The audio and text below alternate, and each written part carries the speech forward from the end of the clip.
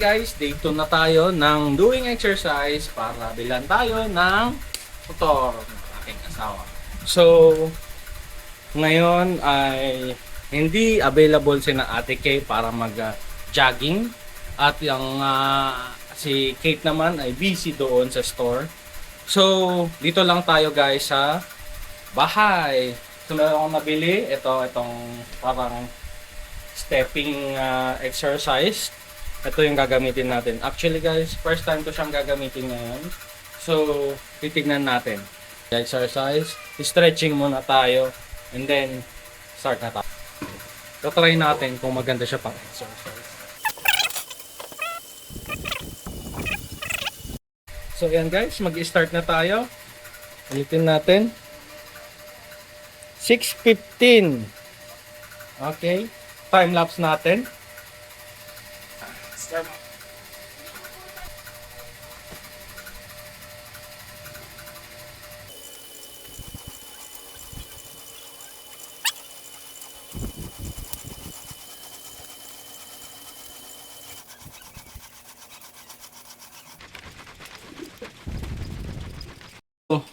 Habang nag-walk tayo or nag-stationary walking, kwento ko muna kung bakit ako nag-start na ganito.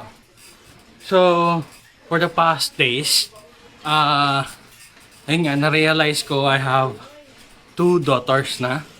And sabi nga nila, doon mo marirealize na mabilis ang buhay guys.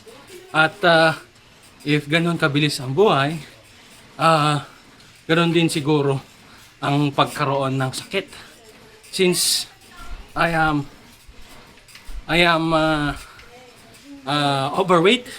Hindi lang siya overweight guys, obese type 1. Obese 1 na pala ako since nung January last year. So, why not magpapapayat tayo guys? Hindi naman ibig sabihin na sinabi ko para makabili or bilhan ako ng motor ng asawa ko. Pero kasama na yun guys. Ang main reason is para healthy living at makasama pa natin yung family natin. So, even though mahirap talaga sa umpisa, need natin or need ko siyang umpisahan again.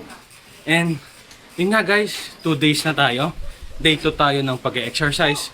Hopefully, makontinue natin hanggang ma-reach natin yung ideal weight natin, which is yung 75 kilo at the end of this year, 20 December 2026.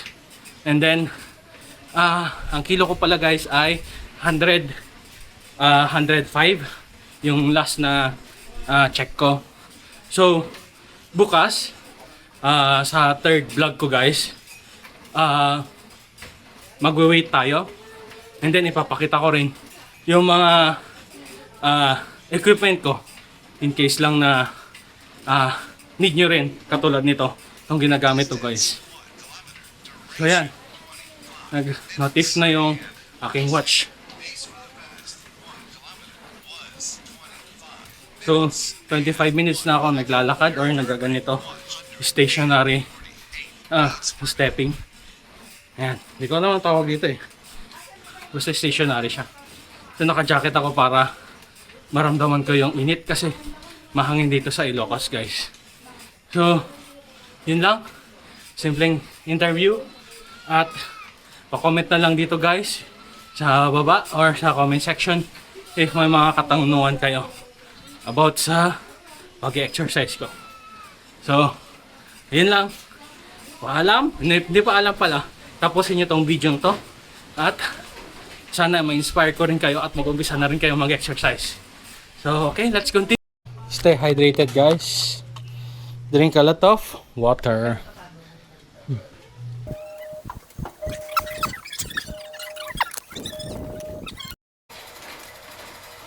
So, fast-paced na.